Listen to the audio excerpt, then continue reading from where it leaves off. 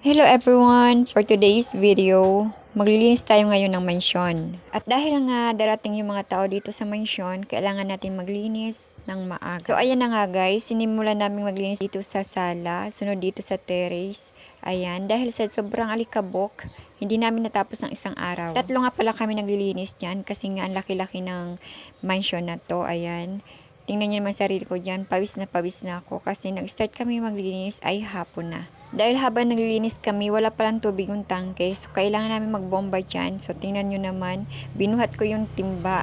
Ayan, napahuli pa lang nalinisan namin yung 3 kwarto dyan. At dito, sa dining area nila, or dirty kitchen nila, ayan, ako lang maglinis dyan kasi yung dalawa nandun sila sa mga kwarto at sa sala. Doon sila nagmamap. Ako dito naman ako sa dirty kitchen. So, medyo maluwag yung dirty kitchen nila.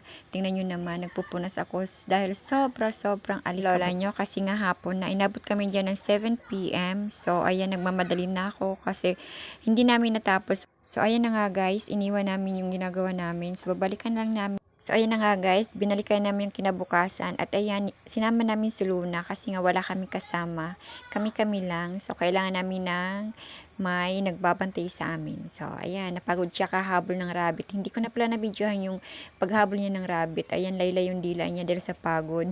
Si Luna parang supervisor lang yan. Tingnan mo, nakabuntot sa amin kung saan kami nandun din siya. Habang naglilinis kami, andun din siya. So, nakakatuwa tong aso na to. So, ayun na guys, kinabukasan binalikan namin. So, nagpunas-punas lang kami at imamap namin to. Kasi, kahapon, medyo nag-alikabok uli. So, ayan, dito na pala ako sa CR naglilinis. After ko maglinis sa CR, dito naman sa garage, ayan, habang naglababalis ako, may nakabantay na si Luna.